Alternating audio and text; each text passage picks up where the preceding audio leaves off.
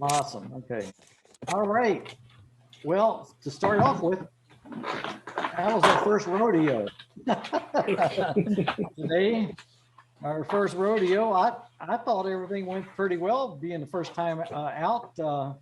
I was a creeper today. I kind of went around sniffing around throughout the town. So I was riding around listening and was writing things down.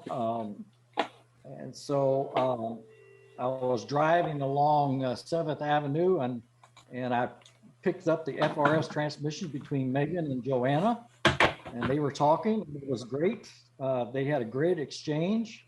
They were talking about, and Joanna basically just come back and said she would call Megan at such time to get the input for the messages, which was super. She was the neighborhood ham for Whitaker neighborhood. Great message transmission from Harlow Net to district. I was listening to that as well. I didn't get to hear Quail run to their ham. I was trying to pick something up, but I could not find that at all. So I don't know how that went. Evan, maybe you want to chime in on that a little bit later. Also, it was very good comms between Northeast District and EOC that I was listening to, nice and clear, good. Nobody seemed to be, anxiety was not set in or anything like that. Everybody on the radio, the voice sounded very cool, calm, and collective.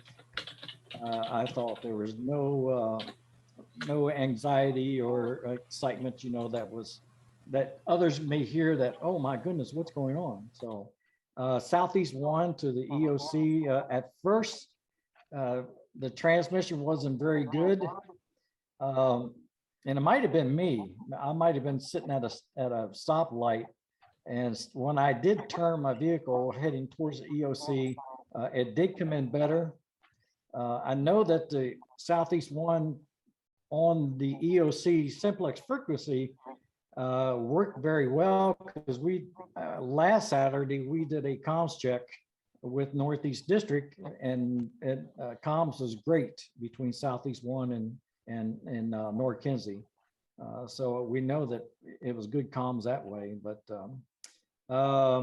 I did hear Cal Young on FRS channel number 3, and I thought FRS channel number 3 was Harlow, and maybe Jim could verify that, or Evan.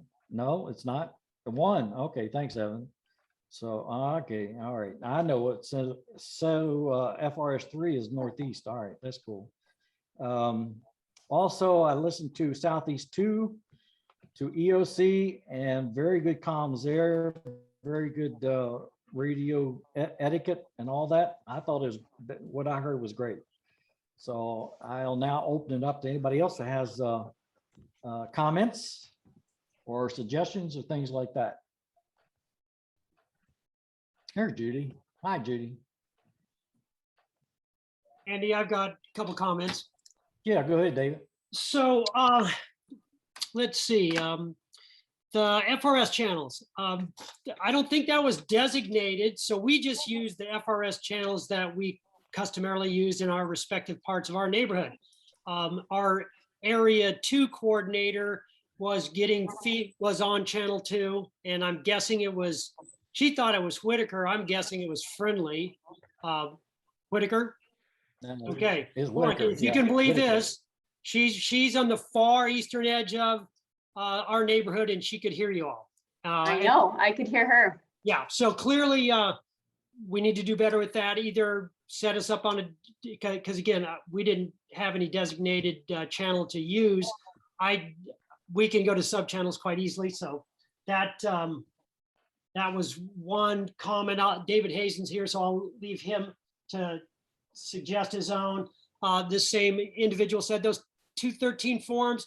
She says there's stacks of them. It might be something for us. I think we'll do in Southeast in any cases to make sure all of our folks who are participating have them on hand, so we don't have to go out and get them and pass them around to them next time we do this. That's all. Yeah, David, I think Southeast One FRS channel is designated as designated channels is channel 1, I do believe. I think Yeah. that's what it is. And I was running around down Lorraine and 28th, I think, in your neighborhood. And I was picking up W7LLK. Is that Larry? Yes, it is. Yeah, so I picked up Larry's transmission to Don. Excellent transmission communications between Don and Larry. Very good etiquette on the radio and stuff. But also I was picking up on FRS channel 1 kids. I was hearing a lot of kids playing on the FRS channel 1, and I thought that was Southeast One's channel. So I may be mistaken. I don't have the resource guide in front of me. Andy, our Yeah. channel is 7 officially, Okay, but all we right. have 10 areas and we use channels 1 through 10 for the 10 areas, and we may need to change that. Okay. Gotcha. Andy, Yeah, Thea. we had a similar situation where we have channel 6 for the main one, but we broke into 2 of our quarter channels because we had 2 quarters operating. And Craig, do you want to say what happened when you were assigned quarter channel 2?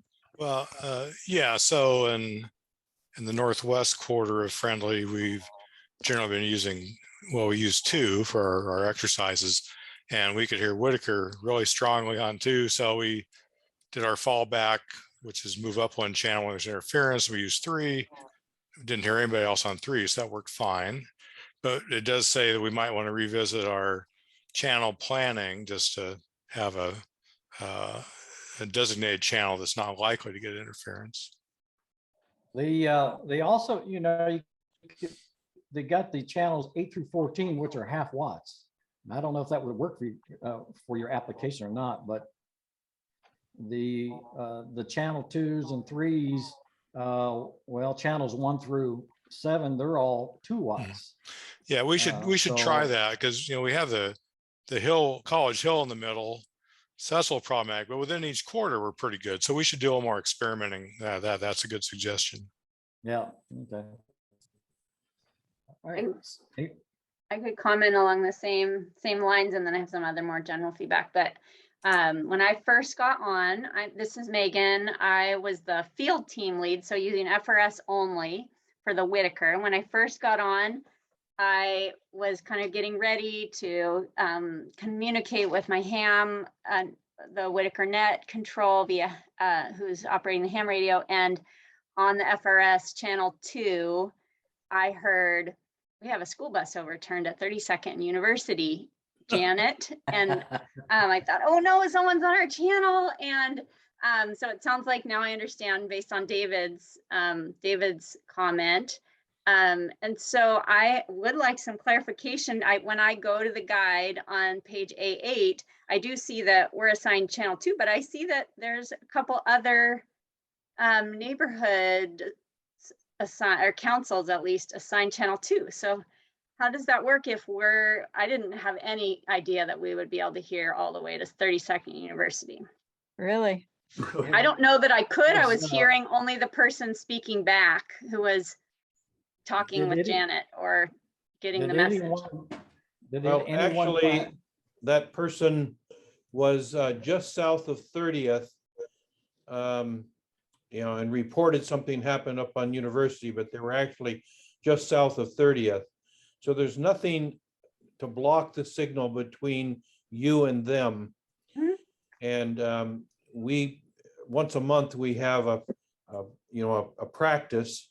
Yeah. And we have 10 area leaders, so we have channels 1 through 10. We've never had a problem with interference, but our strategy has been, if there is interference, and next time we would probably do this, we would go to channel 12 instead of 2. So we just add a 10 to whatever it is. And did anyone use the alternate FRS channel? Give that a try. Each district has an alternate. I see that. Yeah, I thought of that. I'm so new to it. I was like, stay with what's been working. I've been practicing on 2. Yeah. Friendly didn't Well- need to go to alternate because we didn't have that interference until we went to our quarter channels. But the alternate Okay. was available, yeah, to use. Kathy, how did Quill Run do with their FRS channels? We use channel 13, Lucky 13, for our internal communications, and that worked really well today, really well. And then I communicated with my ham radio connection on channel 1. That was what was given to me, Andy, by you and Evan. And that went well? That worked extremely well. Evan was over off Harlow, between Harlow and MLK, and we had no problems talking with one another. Okay, excellent. All right. Any comments about your teams that you had in the field teams? Did they experience any type of difficulties or problems? It was a Just bit of a problem. It was a bit of a problem for us in Southeast 1 when we had to go back and ask each of them to say what number was on the sign. It would have been nice if we'd known that right up front so that we didn't have to go back to them. In some cases, the lock cabinets were already off, and so it was kind of a scramble. So it would have been nice to know that right at the start. Okay. The Quail Run team, I think, was, we were pretty well organized. I mean, we're a contained neighborhood, so that makes it pretty easy for us to communicate. So I think they all did really well, and we were appreciative in working with Evan because he gave us a little instruction in terms of helping us know what needed to be, in those certain blanks. So. Okay, great. Awesome. Yeah, Gary. So Brad and I have a little problem because I didn't get the information about collecting the sign numbers. 3 sign numbers were collected in the friendly area, but I didn't get any from Megan, but she'd already sent those to Catherine. He said she got Brad, and so anyway, we got a phone call because my radio, I was very busy on 446, and Brad was trying to reach me on 147, So Yeah, you can blame that on me. I forgot to tell about the numbers for the pictures.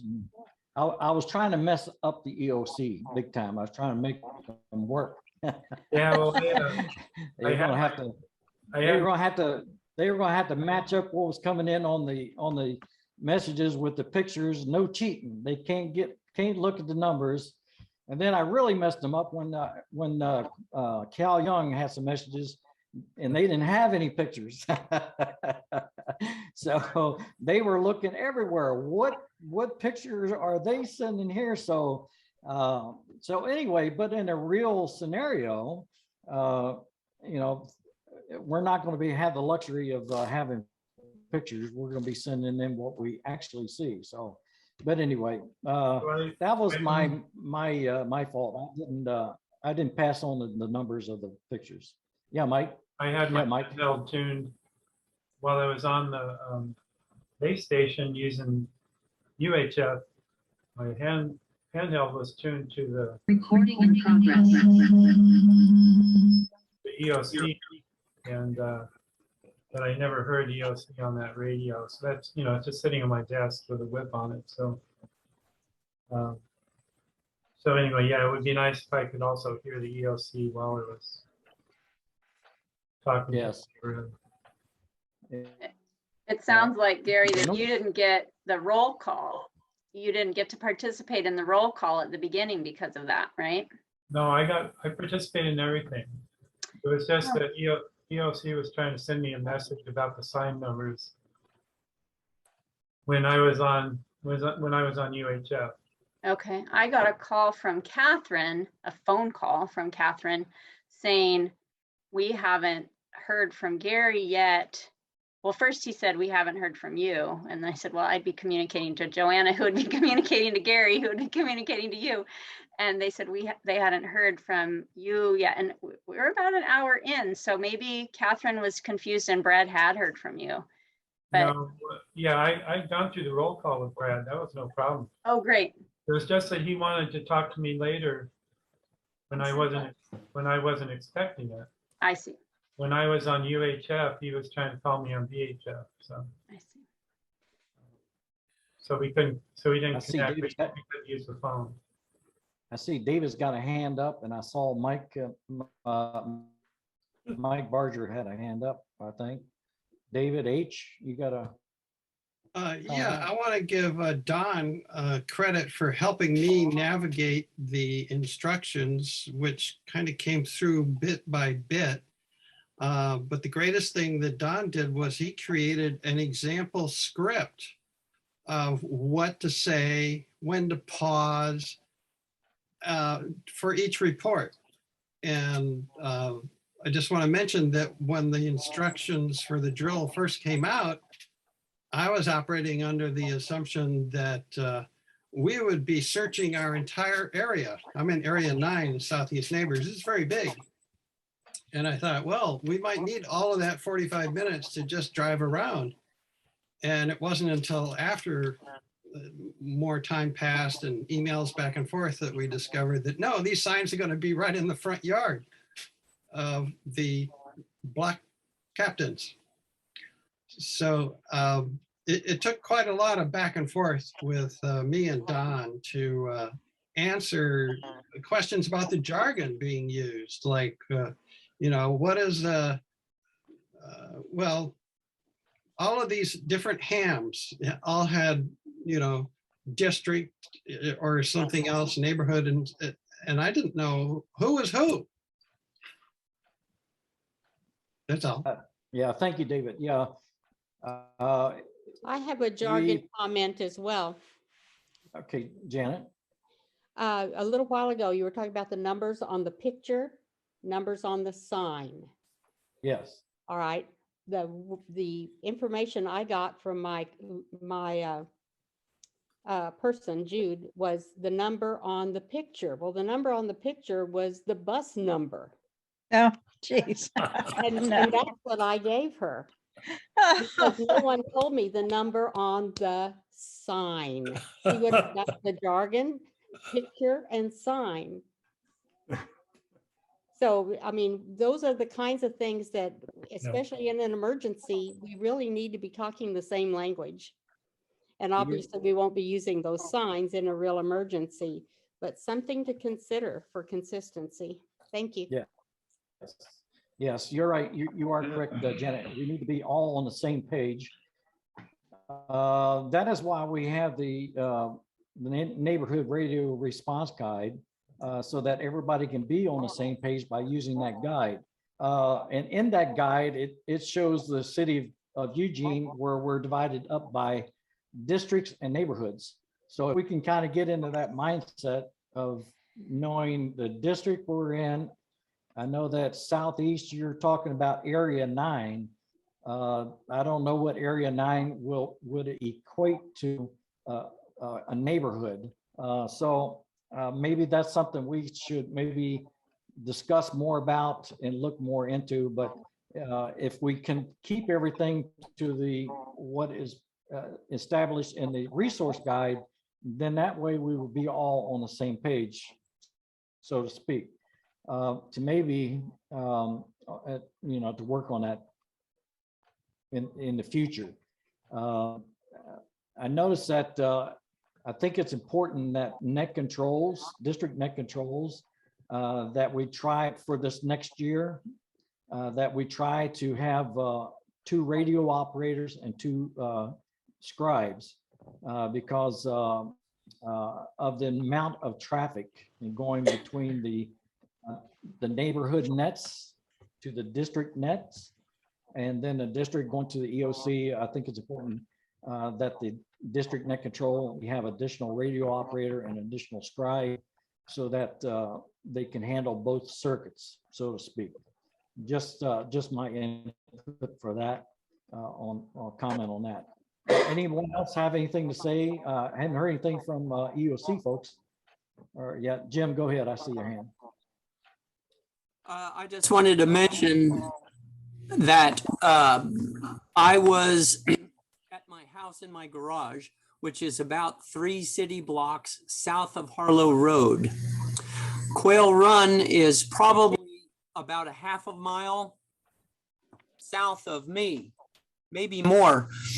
And while I was during the exercise, I had both FRS channel 1 and FRS channel 13. And for a while, I tried our alternate channel, FRS 14 or 15 rather, or 14, 15, but I could never pick up anything on the FRS channel for our neighborhood. Before the exercise, I was catching all kinds of traffic from people speaking Spanish. And last Saturday, I was picking up a lot of conversation that was not related to our exercise last Saturday. So channel 1 on the FRS radio in my neighborhood apparently recently gets a lot of traffic.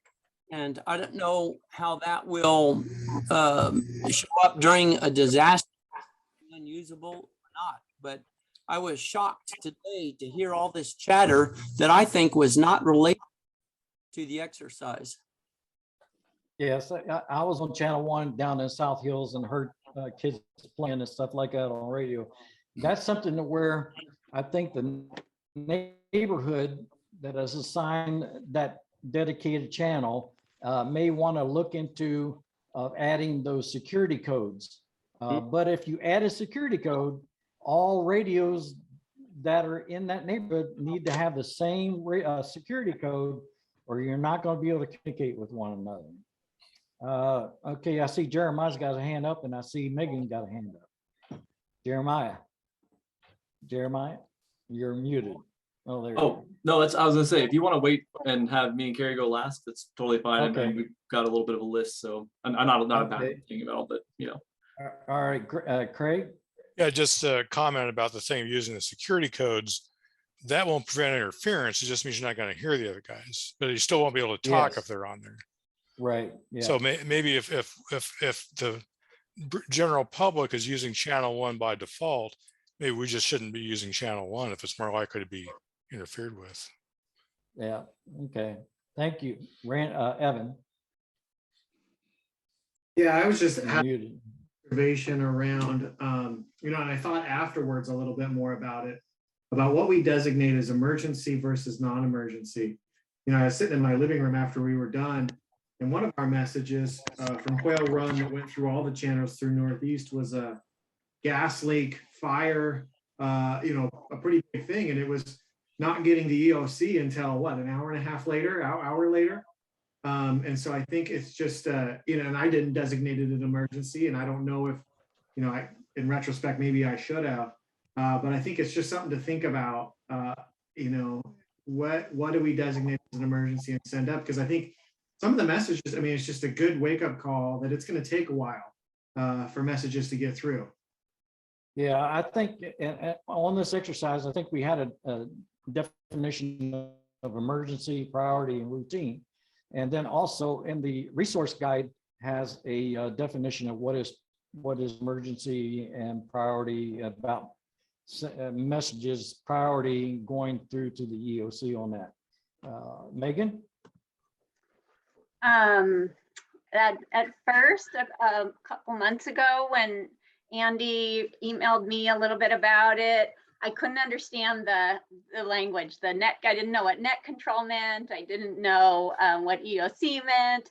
And then he did hosted a little stop by at a church at a site where people could stop by, and he gave us a little overview. So that helped a lot for me to understand. And then we did kind of had that prep meeting at one point. Some of that really helped me a lot, but I just want to acknowledge just that some people had that info maybe, and some people didn't until recently. So it was really helpful to have all that background for me. And a couple of, I'll just rattle through all my notes. They're not too long. In retrospect, lesson learned, I sent the ICS forms out with my field team. So I just I hid the signs in 4 houses within 3 blocks of my house. And I arranged with a few people in my neighborhood will you have a sign at your house? And people. So I said, these are the boundaries of where you need to check. And I said, after you have after you've got 4 incidents, why don't you come back? That would be enough. And so they kind of knew they had 4 to find. And I sent the ICS forms out and it was raining. And so in retrospect, I also sent them a bunch of notepads, but they didn't use the ICS forms, but they all got wet. So I would just keep the ICS forms back as we were basically instructed to, and have someone scribe that back at the base. I forgot to ask them to indicate whether there were any injuries. They weren't certs, so they didn't have a lot of size of experience. I forgot, to ask them to specify that. It wasn't appropriate relevant to our drill, but when I gave them the little safety talk, I didn't say, in a real situation, you're not going to go into an unstable structure, that kind of thing. At one point, I got a couple loud buzzes on my FRS. I hadn't experienced that before. I don't know if other people on the channel were just bumping that button accidentally, but I didn't know what it meant, what I was supposed to do. And then it took us 30 minutes to relay our 4 messages from my FRS to the HAM, the district, Joanna, who was the Whitaker Neighborhood Net Control. It was for 30 minutes to read each one, have her confirm back. Maybe we missed something a little bit. And so I thought it actually might have been better for somebody to just run it over to her in a real situation, honestly, because it probably would have taken 10 minutes to get to her house from mine. But then that just is also to confirm or validate the comment that was recently made just about how long it takes for things to get through, because then I couldn't imagine that we had 15 minutes at the end for all of these messages to get from district net to net control to EOC. Like, how are they going to do that? There's probably 30 of them. So anyway, those are my comments. And that's thanks, Megan. And that's true. It's a possibility. It's a call that that a team leader would have to make. Should I radio or should I have runners? Keep in mind, if you're going to use runners, they need to go in pairs, and the runners need to have a radio so that you can keep in contact in case something happens. So and all that information on what to do with runners is in the resource guide as well. Did we have any other comments from anybody? Yeah, Gary. Gary. So, I think Megan heard Joanna pretty well, but Megan was breaking up quite a bit for Joanna. And then Joanna, as she'll tell you herself, is not a fast scribe. And so this is the first time trying to communicate with Megan. I mean, it's the first time we tried to really communicate. We practiced a little bit before, but I think Megan and Joanna need to figure out what works best. From our end, it sounded like Megan's out somewhere just spinning around in circles, because sometimes you can hear, sometimes you can't. And I don't know if you were using half a watt, Megan, or if you were using 1.5 or 2 or what. But Joanna I don't know how to change that on my radio. I don't know. I tried to read about that and didn't understand how to change the wattage. So I thought that channel 2 had a particular wattage. So that's good for me good for FRS folks to be educated about. It has a particular allowed wattage of 2 watts. This is an old FRS GMRS radio. And if I press this button down here, I get a 0.5 watt. If I press up here, it's 1.5 watts. So that's something you might want to. Yeah, we talked about that when we practiced. Mine doesn't have that option on the button. So yeah, I'll have to figure out if it. Your radio might be just FRS. Okay. Anyone else? I think Matt. Charles? And Matt. Go ahead, Charles. Have Matt go first. Okay, Matt, go ahead, Matt. All right, one comment that will help the problem of slow traffic going through. Sometimes the readbacks are very effective if you will read the message back as you got it and you copied it down. Read it back at reading speed like you had a novel in front of you and read that through. That gives opportunity for a correction. When you have a correction, then confirm that correction, that's correct, okay, and then finish the reading. You don't necessarily need to if that's the only correction. You don't need to start all over again and do the whole thing again. Sometimes that occurred at our district station. Sometimes the readbacks were a duplicate of 3 instead of just 1 to get a correction. So that'll speed up the process. Readbacks keep us generally from having to go back and forth and burning up airtime when other messages are in the queue.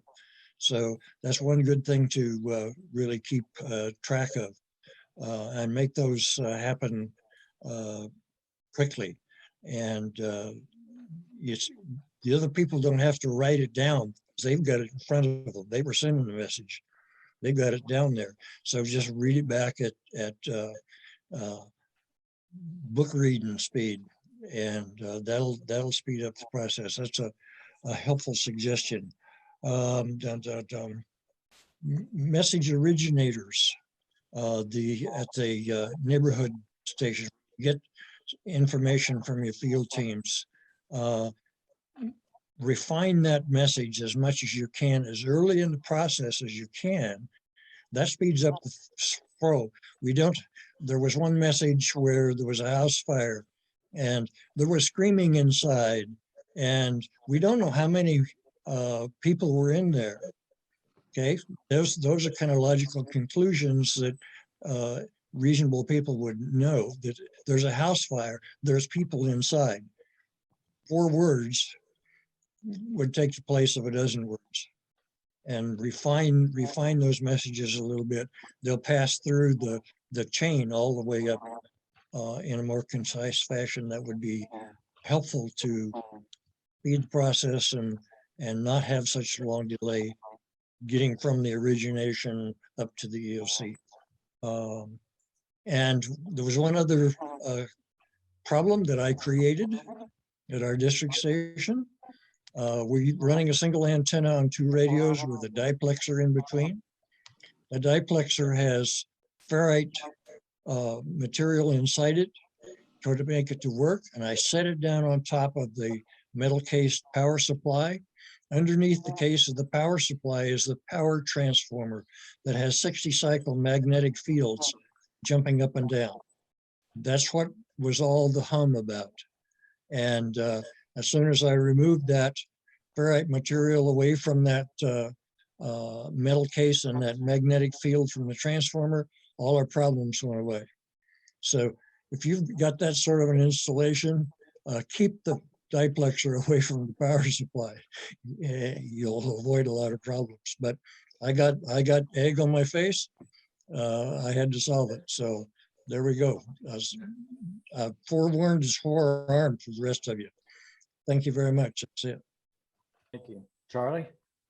Yeah, so I have to give kudos to Thea, because she really helped everybody on the team by making sample scripts and really putting many of the things that Matt was just talking about, and making that very clear about how you do it, when you spell, when you don't spell, all that kind of stuff.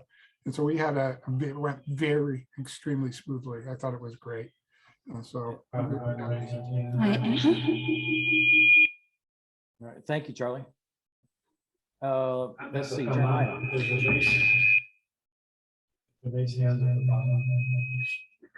I think Joanna's got her volume up too loud. Jeremiah, you have anything you want to say? Yeah, Carrie, did you want to start or anything, or do you want me to just go dive into what we had? Sounds good. So want to just say thank you everybody for being involved with this. It's really great to see such a good turnout with this, and that it's something that we've put a lot of work into, something that Andy's put a lot of work into as well. And having the, ability to test this program and this guide that we've created, it was really good to see kind of everything that we've kind of worked on in action. It's pretty exciting for us because it's been a long, since I started roughly 2 years ago, this has been an ongoing process. So a lot of our observations are going to be more of kind of the EOC level down to probably more the district level. We're not going to be kind of paying in too much on the ground team stuff. We monitor a lot more of the district stuff. So some of the things I'm going to share are from Brad, things that he noticed and things that we kind of discussed after the exercise concluded about how things went, how we could kind of shore up some areas. So one of the things was that the numbers we already discovered, it was more or less the EOC side of it was that we wanted to see the numbers or have the numbers so that we could see, well, what was the information that was transmitted and what did it look like on the picture, so that we can get an idea of how the information is getting translated, because we're basically testing a telephone, like a game of telephone. It's, somebody says one thing here and it's going to go through about 3 or 4 people to the end. How did that turn out? So that was what that number side of things. It wasn't a huge loss, because as we know, if something like this happens, we may not, and we probably won't have the ability to send video or pictures or anything like that. So one of the big things that I highly encourage everybody to read or get their hands on the plan. Carrie linked that in the chat. It was put up on the City of Eugene website. I believe it's really great. We've really some of the areas that you brought up already. So the information flow chart, there's a really descriptive one that basically shows the neighborhood net control, and that just kind of comes down straight into your neighborhood districts. So Northeast District, Northwest, Southwest, Southeast 1, Southeast 2, Southeast 3. And that's where the information goes to. And then at that level, that's when that information prioritization can start. It can start at the neighborhood level, but ultimately from the EOC side of it, we're going to look at the net controls, the districts, to make that determination of what is, I'm going to get the terms right this time because I've been saying it wrong all day. What is an emergency, what is priority, and what is a routine. So an emergency is going to be what we've deemed in the plan, the first 48 hours. So this is, I'm actually going to pull up that section really quick just to make sure I'm there. So an emergency classification would be a mass casualty incident, a gas or a waste leak, imminent building collapse with individuals inside, or large scale fire. So something that is an immediate life safety risk. That's something that we really need to let our first responders know immediately, right in that first 48-hour window after an event. The priority classification for the priority classification, which is going to be the next 48 to 72 hours, would be individuals with severe injuries, buildings with strong potential for collapse, individuals who are trapped but uninjured, fire hazards, or live power lines. So yes, we know live power lines could be life safety. And if you feel that it's in a very densely populated area, that could be put up into an emergency classification. Ultimately, those classifications and how we get those priorities set is going to be on that district person to make those judgment calls. And then once they get to us, if we are at the EOC and we're in that first 48-hour window and somebody deems a routine classification, which is injuries that require medical attention but aren't life-threatening, statuses of overall areas. So like, hey, we've got a big sinkhole in this area over here that's a park or something. Reunification information, food and water requests, and infrastructure information. So if we're in that first 48-hour window and we get a request for food and water, chances are, as we kind of discussed in the EOC, we're probably going to interrupt that transmission and say that's not a priority right now. We need priority or emergency within that 48-hour window. So at the district level, it's on the district's individual to kind of make that determination on what they're going to be gathering a ton of information. So how they categorize that, how they keep track of it, so they know like, hey, we're going to get these emergencies out first, we're going to get the priorities out, tomorrow, and then the routine stuff we're going to keep on the back burner until we get to that point. I'm just going to keep jumping through all these little things, and then if anybody has questions, I'll answer them right afterwards. But one thing that Brad noticed is that making sure that each district, once we start an exercise specifically, that there's an acknowledgement that they understood and that it's starting, just so we can kind of say, okay, we've got that transmission, everything started, everybody got it. he also identified potentially the need to monitor radios as the EOC might need to get transmissions back to you. So having somebody that is, or a radio that is tuned to the EOC frequency so that you can kind of monitor in case we have an emergency, something that we need to tell right away. And then this is, Andy, I promise you this is not a dig on you, and I appreciate all the work you did on this. But the thing that me and Brad noticed that there was, it might have been, it was part of our confusion too. On the breakdown of the hours and the times for today's exercise, a lot of it, there was a lot of districts. So like we had a district ICP ham talking to a district neighborhood net control ham, but in the plan, we only have the one district for like district, Southeast district, Northeast district. So that's where some of our confusion came on, where we started reading through and trying to figure out who was going to be talking and when. So just making sure that we are, that's again, going back to that start of what I said is, if we can get into the plan, if people can start getting their hands on it and getting that, reading how that process of information flow is, and also getting those designations. And I know that's part of that jargon side of it too. There's a lot of people's roles in this, and they have a specific name. And those are important because that comes to one of our next notes, which is when we get a to and from. So we obviously know the to on that ICS 213 is going to be the EOC. So in the light of being brief in our transmissions and such, we don't need to know to EOC from this person. What we would need is a position. So we got a lot of individual names. There was a few in there that I think we got Southwest Corridor Leader, Northwest Corridor Leader, which is great. But then a couple of them, we ended up just getting people's names, which is not to the EOC level. Oh, go ahead, Gary. I was just going to mention, we negated that completely around the position component. So there's a to and a from, and we know that the to is coming to the EOC and the from is coming from the district, whatever, Southeast, Northeast, etc.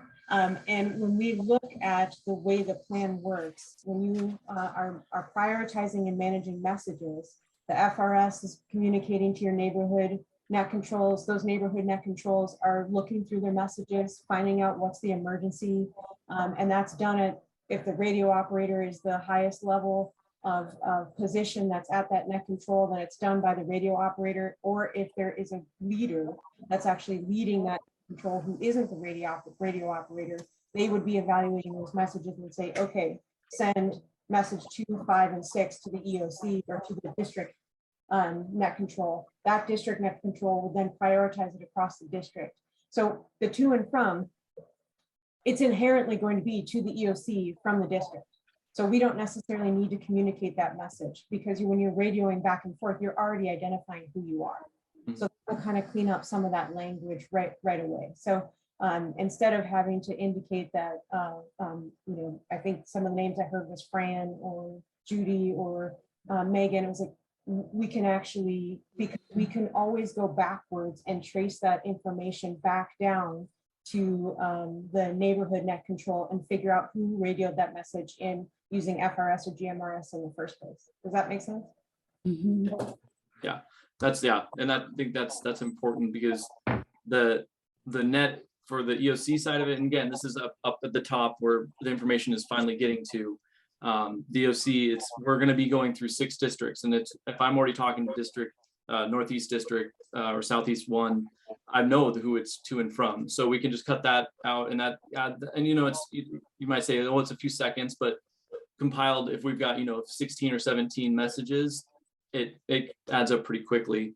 One thing that we kind of saw with this exercise, and I think in the future it would be really great if we started implementing, is that the prioritization level. So making sure that we're sending through emergencies, priorities, and routine. And as we get more work on this and stuff, I think that we'll have the ability to do that. I even kind of thought, I think Carrie, you mentioned, you know, one of the exercises would be all emergency traffic, and we give you a variety of things that happen, and you make the determination on, okay, well, these are the emergencies we're going to send in, and then the next time it's going to be, okay, now these are the priority. Let's practice sending through priority ones, so we can kind of make that determination. And then from the EOC, we can give you our observations and whether we felt that your choices on the emergency were good and priority was good and routine were good. So that's down the road as we do more of these. One of the things is not making determinations of the structural stability. We just want to get observations and descriptions. So unknown is one of the notes I have here is unknown is your friend. So status of building is unknown, but there's a leaning southeast wall.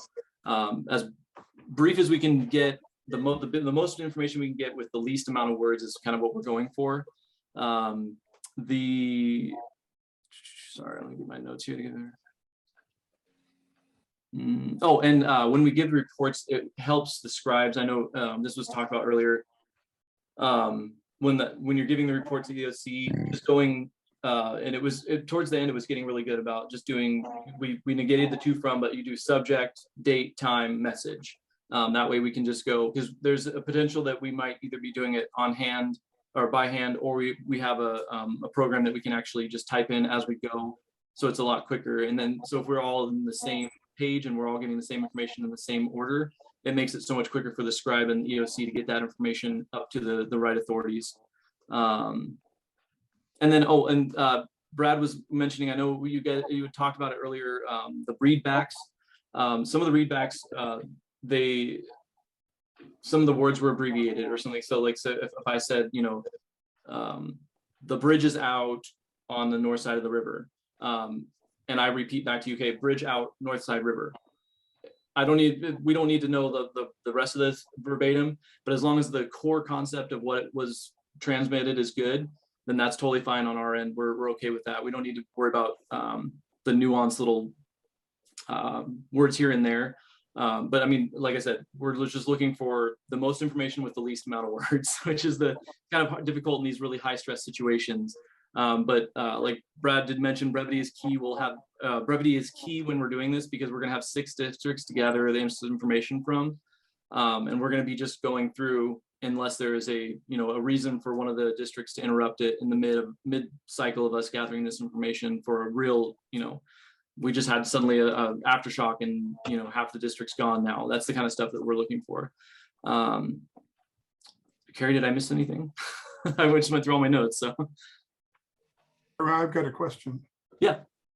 So we were talking about the to and from the originator, and the one reason you would want to have it not just be the district, but back down further, is if you were going to reply to them, right? So if you reply, you just know it's from the district, if the district might or might not know which message it was and who it was, who sent it in. Well, our thought is that the district would be getting that information from the individual, and they would be making a log of that, as well as the date and the time. So you could look at a timestamp and trace it back. So if we need to send, fire needs to go to 2500 Madison, they get to that area and they don't know where, what exactly it is, we could potentially radio back to the district and be like, hey, they're on scene. There was a note at 11:05 on 1023 that there was a bridge in area. With the message, we always keep the number. I was messaging on all the general messages. I would say like message 1, 2, 3, 4, 5, 6. So we could technically go back and trace it back if we really needed to. But if I'm talking to Northeast District, who gave the district that information, it's not as concerning as the location and what's going on at that location. I'm just saying. But yeah, as long as everybody's keeping the radio logs, I think that we should be able to trace it back fairly easy. Jeremiah, we got questions from Joanna, Gary, and Craig on that. But on the messages that we've been telling the folks how to send the messages, we are following the FEMA guidelines, which means, and also CERT training, that whatever you send in on a 213, you can't change anything or lessen anything. You have to keep it word for word. And so that's what we've been teaching and training, to don't deviate from what just keep it as FEMA has stipulated how messages should be sent. Let's go with Joanna first with a question, then we'll go to Gary and then Greg. Okay. Hold on, we're right next to each other, so we're echoing. Turn mine off, turn on your own.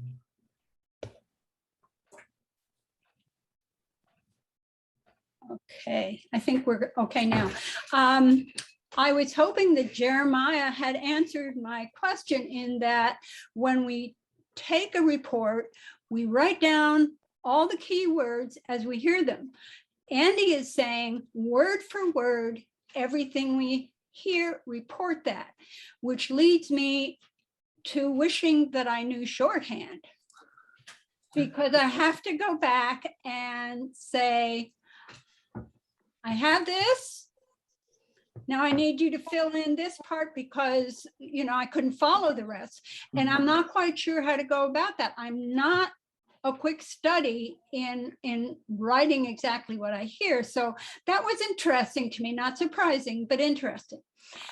Then I had a question when we're dealing with emergency traffic. I'm in the WIT. Megan is our what? Our field team leader. Now, next year, we may have more than one field team leader, and I'm going to be getting emergency traffic. So are the other neighborhoods. How do we prioritize one emergency over another? I'm going to hand my emergencies over to Gary. As I get them, I will tell Megan and any other field team leaders, give me your emergency traffic first. But how do we prioritize? I mean, if the whole neighborhood, if the whole town is going up, that has to be prioritized somehow. And I don't know really what my role in helping that along would be. That's I totally get that, because I mean, you're basically, I know what we're asking you to do. I know we're asking you to prioritize the potential for human life, really. What I think, the way I look at it is, the more we practice this, the more that we talk about those descriptions, especially emergency and priority, and delineating between those two and which ones. I think if you look at something and you know whatever it is not going to last 48 hours, that's going to be a good step in emergency. And if you look at it and say, I think that they'll be okay for 2 days, that's a really very not great way of even putting it that way. But I think, as we go along and practice this more, I think this would be something I'm definitely highlighting as an area of, one, making that practicing that shorthand, practicing the way we get the information with the most information with the least amount of words, but also how do we practice categorizing emergencies? Because I know for me, if I see a puppy on the street hit by a car, I'm going to be like, oh, that's a life safety. Like I'm that kind of person. Any life is life, and I want to make sure that it's protected. So I think, going off of the descriptions, it's not, I mean, we give 4 examples in the response guide, but as we go on, as we talk more, I think it'd be really good if we looked into that more. We look into, what does it mean, like a mass casualty incident? What would determine a change between a fire hazard or a live power line and a large scale fire? So I mean, because if I look at the priority list, a fire hazard could potentially be something that goes up in less than 48 hours. We are putting a lot of pressure, I guess, on the individual who's making that determination. But at the end of the day, getting us information is the most important. We will ultimately make that decision of where we send the resources. We just need to know what the most important things are.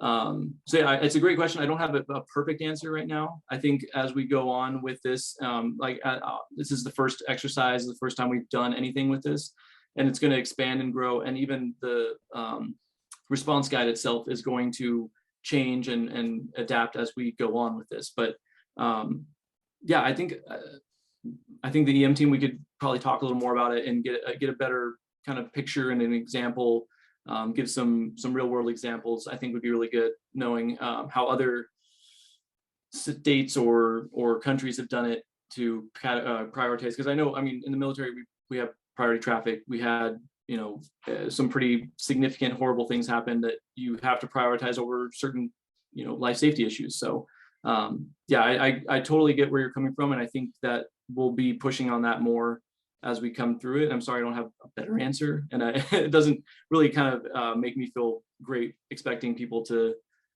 prioritize their neighbors and friends' needs over certain things. But Carol, Carrie, do you have anything else to throw in there? I was just going to say, from the perspective of some of the prioritization, like an example today was the house had been moved by a landslide. There was nobody inside of it. The failure had already happened and it was still there, but it was communicated up as though it was an emergency.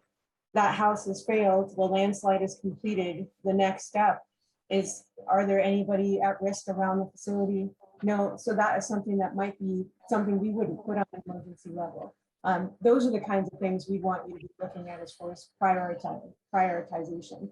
If you're talking about, there's this many people injured or there's people trapped here, or then we want to know all those things.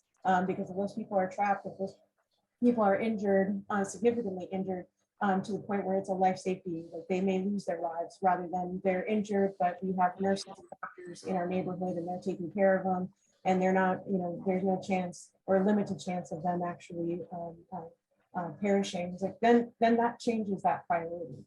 So it's kind of that judgment decision that you're putting together. And then Joanna, I would go back to your first question around the messaging to folks. As if Megan was providing messages to you, she's not necessarily providing those to you on a 213.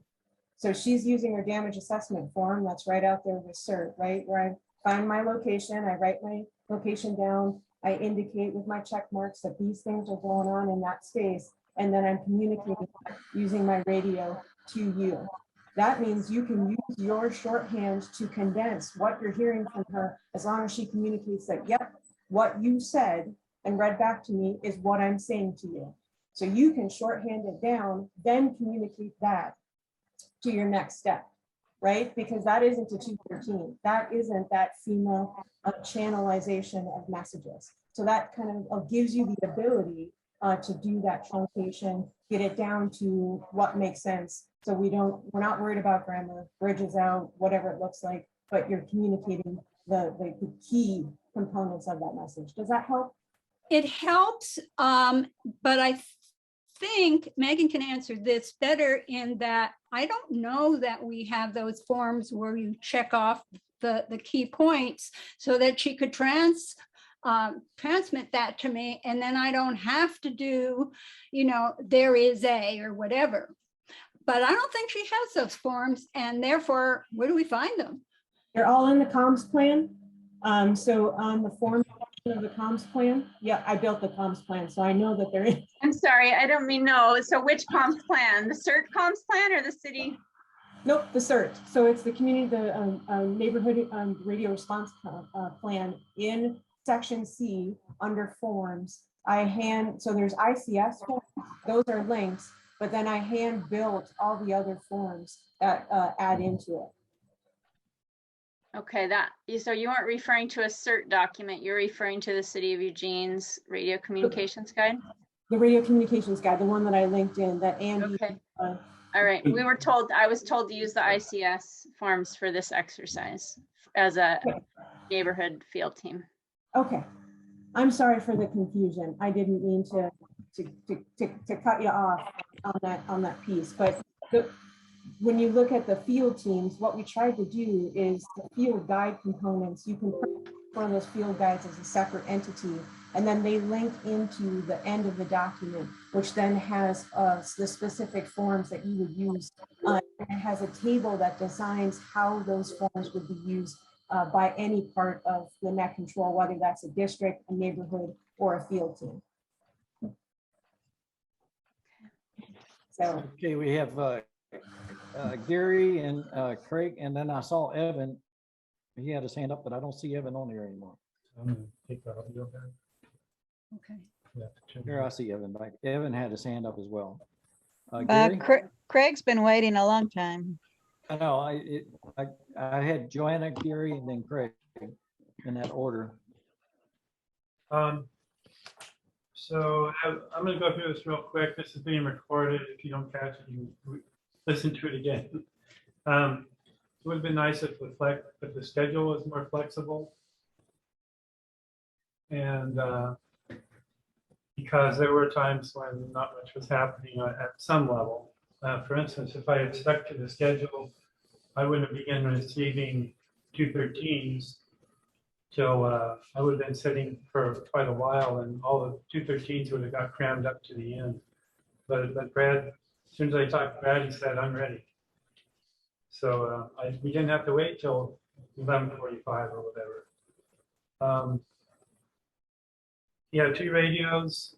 If I needed to be contacted again by the EOC, another antenna on the roof and another radio would have helped. Of course, you can't put antennas too close to each other. Relay. Okay, so in ham radio, we're accustomed to the term. Do you have your sound? No. Okay. You don't have your mic on. Yeah, mute yourself. I'm hearing my echo. Where do I do that? Mute yourself. Oh, sorry, folks. I got 2 mics on here. Okay, so in ham radio, we're accustomed to the term relay. Hams are normally communicators. We pass messages. We don't create messages. We do not interpret messages. We pass them. And my interpretation of from and to on the form was it was from the neighborhood field team to the EOC. I was just a relay along the way. That's another way to interpret from and to. That's the normal ham radio way to do it, because as I said, we aren't the creators of the form. We just communicate it.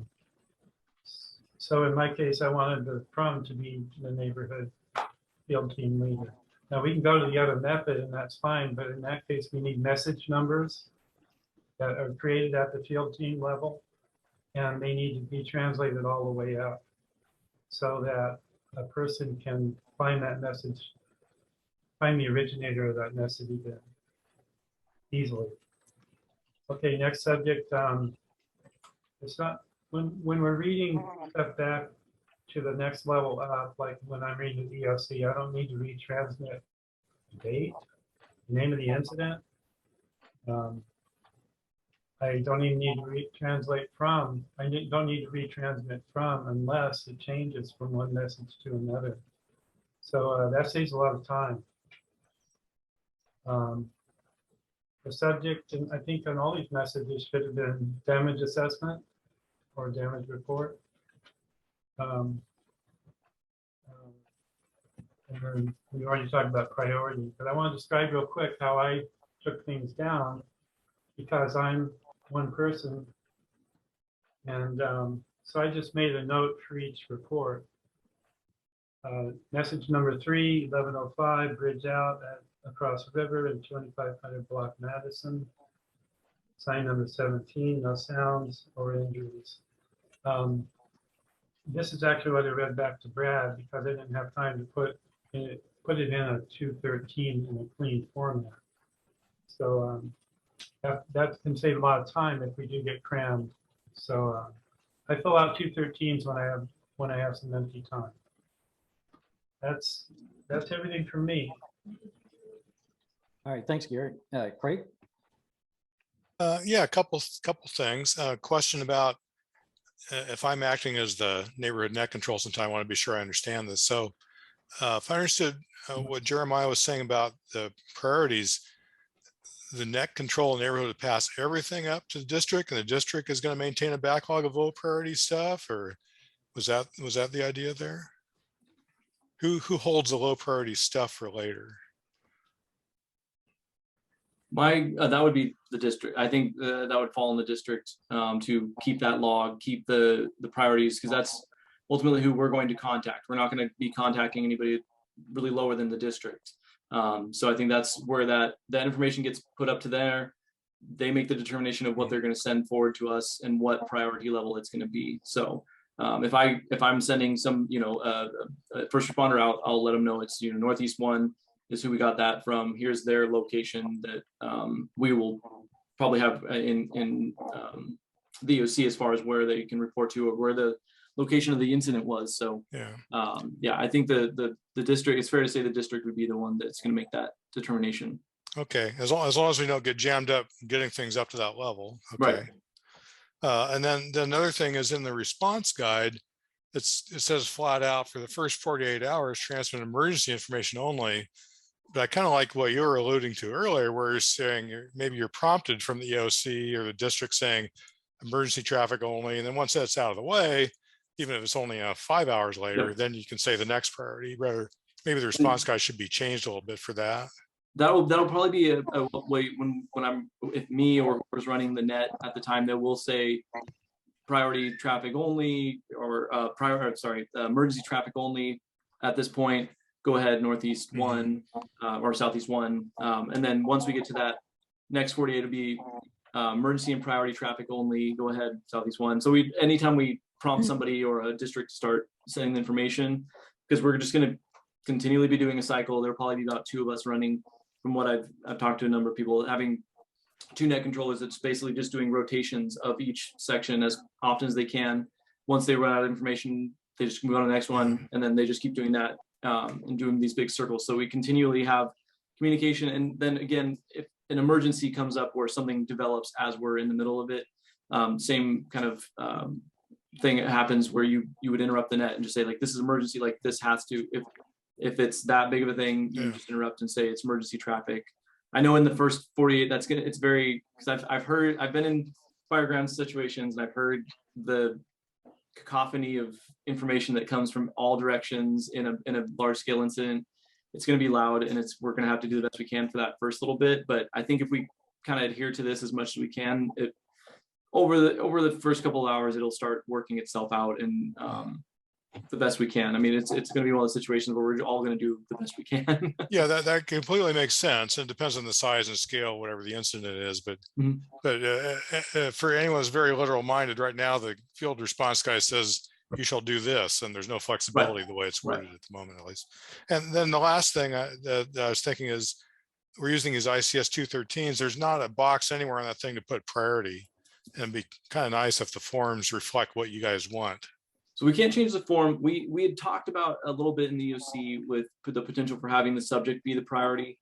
My also other thought is that in the message before you start, you could just say, you know, what the subject is, like car turnover or collapsed home. Yeah. And then the next step would be the message be priority at this location, or, you know, priority 2500 Madison. No sounds or visible injury, bridge out over river, kind of thing like that. So if there's some recommendations from your side for consistency, it'd be nice if that was reflected in the guide someplace to tell us how to put the information into these things. Okay, yeah, I'll make a note of that. Thank you. Okay, thanks. Evan, do you still have a question? No, I think it was clarified. It was just still about whether, at what level can messages be changed? And what I'm hearing is that as soon as it's a 213, we just pass it. Is that correct? Yes, that's correct. Yes. Okay. Thea? That no sounds or visible injuries was something I added in after working several hours on a draft script as a suggestions for our FRS operators to use, and for our intermediary tier level also to use the quarter leaders, because it can help just to know the protocol. A lot of we opened up the drill to anybody in our community with an FRS, not just the people that had been training with us in our radio ready team. So it occurred to me that they might need a lot of help to know exactly how to initiate a call on a damage report and to do that. But I don't know if that was helpful. I really tried not to look at the signs because I was going to be a recipient of them, but it seemed like that there weren't any that really had any sounds or injuries. Is that something that's needed or not? Is my question.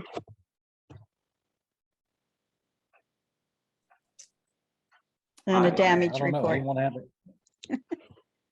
I think going forward, we might change how the pictures are done. Maybe we'll add some descriptors in there of you can hear something, or like just something that gives you a little more information about what you're seeing. I think, yeah, it's gonna, if you saw the one picture that was water gushing out from the middle of the street, if you also see you know, on the other side of that picture, there's, you know, infrastructure that's getting washed away or something like that. That's some more descriptors into that. I think what we could probably look into adding those in the future exercises, just so we can get a little more, because again, working on that categorization of the what priority they would be, I think would be good for us to work on. So yeah, we'll put that into some notes here. You know, obviously some people had injury pictures, but I don't think any of our 4 were. And I really empathize with Megan being thrown into all this without knowing a lot of the jargon and all.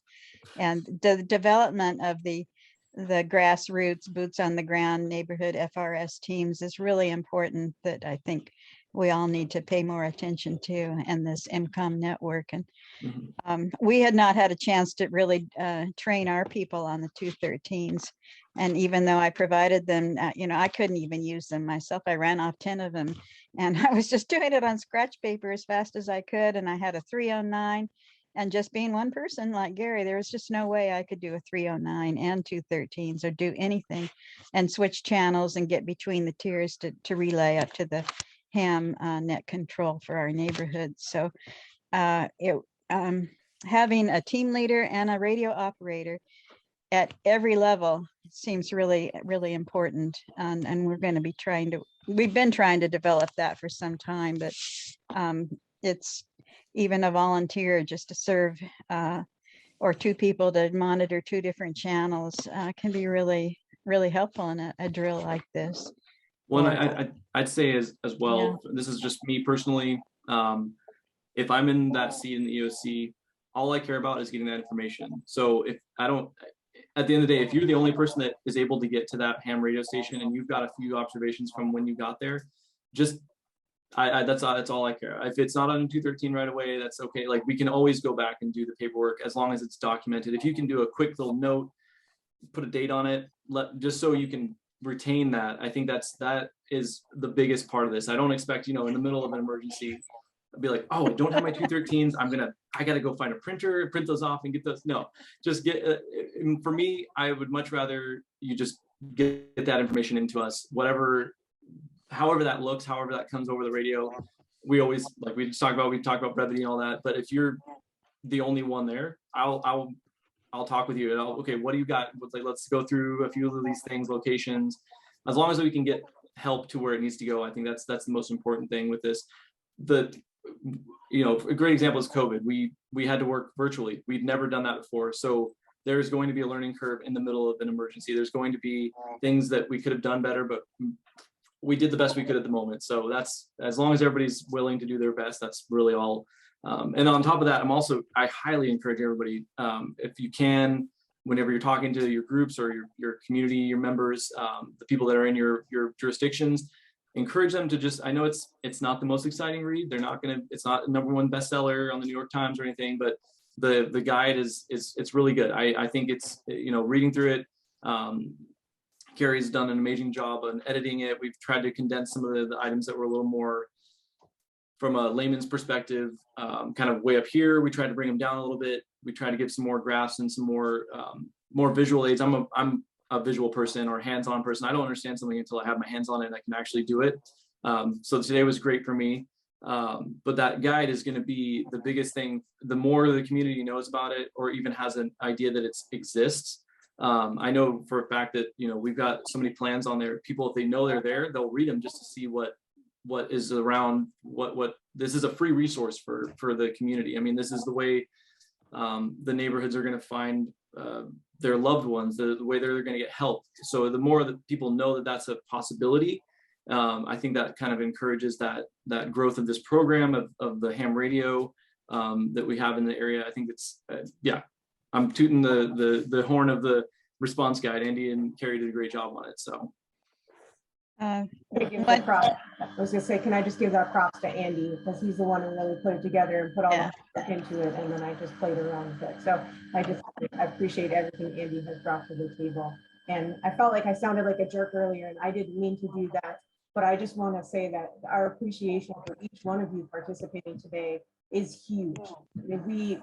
This is a gigantic step, and every chance have to go to the guide and you give us feedback on how to make it better only makes our response stronger, only makes our capability stronger, and makes us a tool that will really, really matter and really, really help when our community needs it most. I mean, it matters now and it's going to be important now, but as we refine it and we make it stronger, it's going to be even better. And I thank you, every single one of you, for taking your time to do this today. This has meant so much. And I have to tell you, I have my ham radio license and I sat there behind Brad and I watched him. I have never touched a radio. I have never come in contact really with it. But this is really cool for me to see it out and see how this would truly work. And then to know that there are gaps and pitfalls that we need to solve. And you're helping us do that today. And I just want to say thank you so much from the bottom of my heart, really, to do this. Sorry, I know somebody had some questions. I've seen some hands up. I interrupted. Thank you, Carrie. Before I forget, I like from this group, I like for the EmComm group here that we develop a EmComm committee for exercises, putting together what would be our next exercise. That way I don't have to do it or anything like that. So if we could have one person from each district be on the committee, be a representative, then that committee can work out, brainstorm. The sky can be the limit of what the next exercise should be. We know we want to do this annually, a citywide one, a big one annually, like the capstone on the Great American Shakeout, the Saturday following that date. But we could do maybe twice a year or once or 3 times a year, some other smaller exercises, not so large, but I'll leave that up to the committee, exercise committee. But I wanted to put that out there. So maybe each district put forth a name to be on a committee, and then they can kind of get together, Zoom it or whatever, and discuss what kind of exercise will be the next one. So I wanted to put that out there before I forget it. Does anybody else have any questions? I see Gary's got a hand up and I see Thea's got a hand up. I have a quick one. Megan, this is the damage assessment form. And just printed it out and found it, and thank you. I even remembered it from my CERT training. yeah, that might just save a little time. And I think your original idea was to run the messages over, and that might be how you got stuck on the 213. But and then the other 2 other things, the exercise went really well, and the guide is excellent. Thank you so much. Thank you, Gary. Thea? Yeah, I wanted to say Charlie did a great job. Craig, everybody in our friendly team, we just, and district, it was just excellent as far as we were concerned.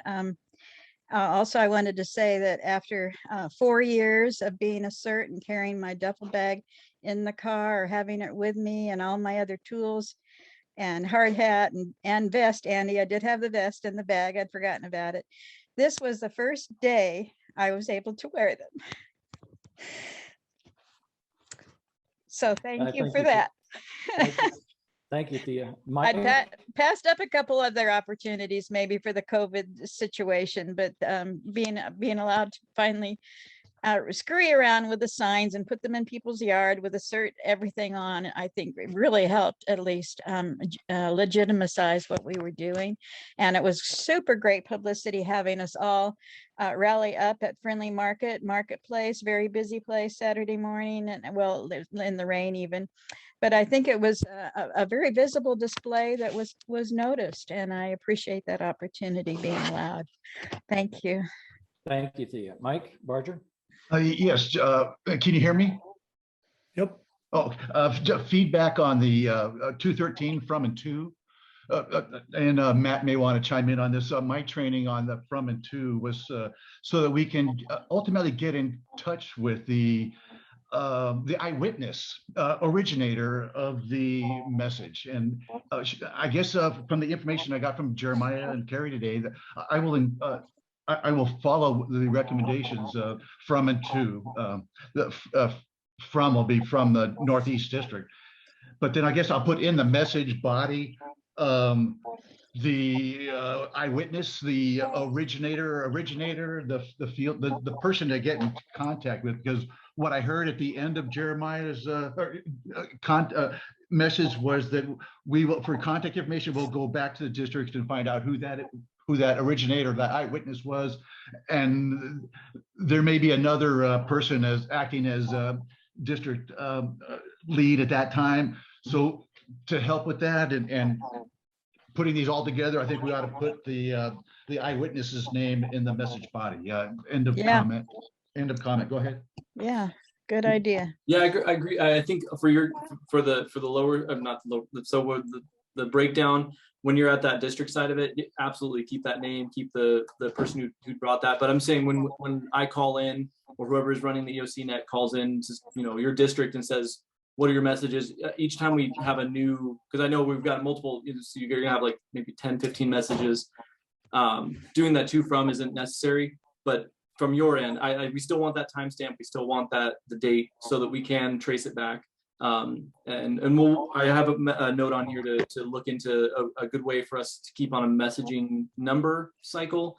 So we can keep track of the number, what message number it is, so that I don't have like 5 number 6s or 5 number 7s. That way we can kind of get that disseminated to you guys and let you know what the best route for that would be. When we're out doing, when we're out doing radio support at a race or something, the message number is given to us, or a confirmation is given to us by essentially the EOC. In other words, EOC says, okay, we got this message, the timestamp is this. We put that on our copy, and then we can trace it back if we need to. That was kind of my mindset, but that's good to know that that's actually a common practice. So I think that would be the way I would prefer doing it. So we'll definitely have it. If we need to make an adjustment or anything to the guide or anything, we'll let that piece be in there. Maybe the next exercise we could work into where the EOC will have to do a reply to a certain message to a district. Maybe a district might say we need more water or more beds or something at a evacuation center to the EOC, and then the EOC can reply to that particular message. So that could put a wrinkle into an event, add something to it. But anyway, and it's going to be, things are going to comments. It'd be really good to have a numbering system too, because once we get past that 72-hour mark, we're going to have also things like reunification and such too. So we're going to be feeding that back to the districts as well. So that's another time constraint thing that we're going to have. We're wanting to get your information, but we're also going to want to get you the information that you need to. So that's kind of that. It's going to be a cycle. It's going to be an adjustment. So again, we'll all do the best we can. That was one of the things we were thinking about at future exercises. It's like 48 to 72 hours after the event. Like it's just after 48 hours, which we can accept emergency and priority messages. But then EOC will also then be communicating back. So then you're getting those kind of closing the doors on some of those conversations, because assets and resources would be headed out to neighborhoods by that time. So, and just as any communication process goes, and the way talking about that to and from again, the EOC only communicates with your district that controls. So there isn't any neighborhood or FRS or GMRS contact for the EOC. So it doesn't matter if we have the person's name or not. It's us putting it back to the district to say, here's it, or we have an additional question. So the district really needs to know who that person is, or who do we follow up with, or we go back here. And then the one thing I would have about message numbering, that would go to the district. Would you have, what happens when it goes district and you have to reach back down the neighborhood? Do you then communicate that numbering all the way back down? So just making sure that we make that consistent across the board, so that everybody's speaking on the same line, or referencing the same number, or because as we all learned, having 2 different systems between 2 different sections makes it more difficult and potentially more confusing. So maybe we reiterate, here's that message number, But then that makes it even more important for every single one of you who is at a neighborhood net control, trying to listen to FRS and GMRS radio, but then also communicate with your ham. Like, you got to listen to both, and then the district's going to come back and tell you what that number was on that message, and that's something to describe. So what you have to do is you have to do this confirmation number at each level. In other words, when I get something from the neighborhood net control, I give them a confirmation number. And when EOC asks me, or when I give a message to EOC, they give me a confirmation number. We can trace, at each level, we can trace it back that way. Then you don't have to communicate back. It just happens when the message first goes. Then you say, here's your confirmation number. Then when it goes this way, here's the confirmation number. And then you're backwards. Awesome. And a confirmation number, if the messages aren't all jammed up, the confirmation number can be the timestamp.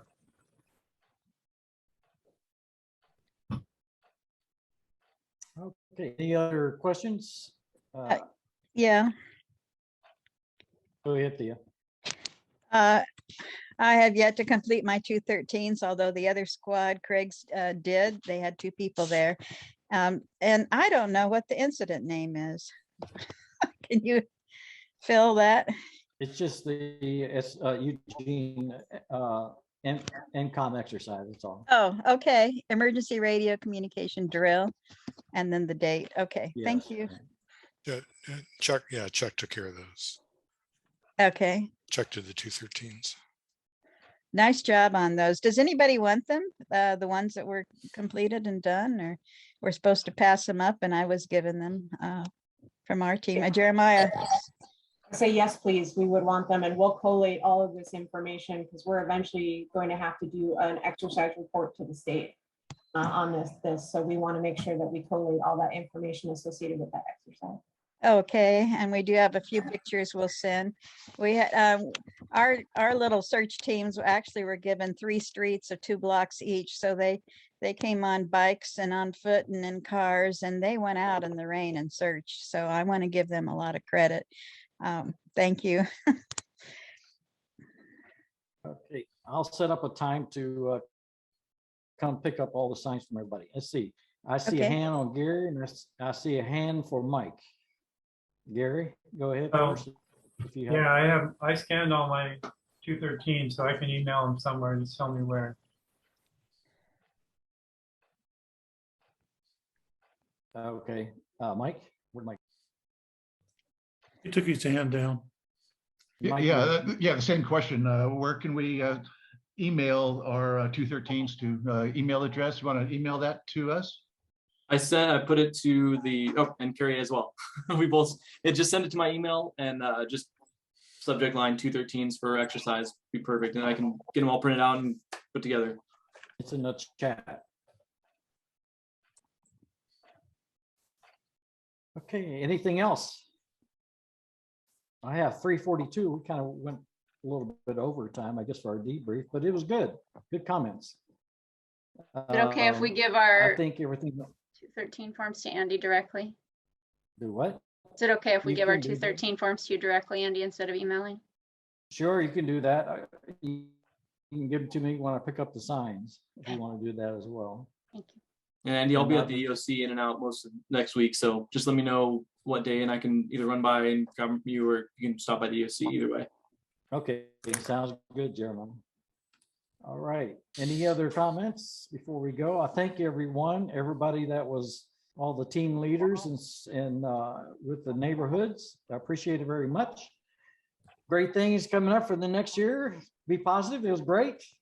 So we need to build on trying to get more volunteers to assist with our district net controls and our hams and neighborhood hams. So we want to also, if we get back into some training at the Second and Chambers at the Fire Training Center, the certs, hopefully we'll have some training for FRS radios and some ICS documents. But we have to wait until our sponsor says that we're able to kind of do that stuff again. So we'll kind of still waiting. We'll see what happens. But hopefully next year we'll have some training for that. for FRS radios, some ICS documents, and also we want to throw in some crowd and traffic control classes as well. But anyway, that's, I don't have anything else. If nobody else has anything to say, we'll just say have a great evening or afternoon and evening, and enjoy the football games. Thank you all very much. Thank you. Hey, thanks. Great Thanks. job. Yeah. Thank you. Thank Bye. you. Bye. Thank you.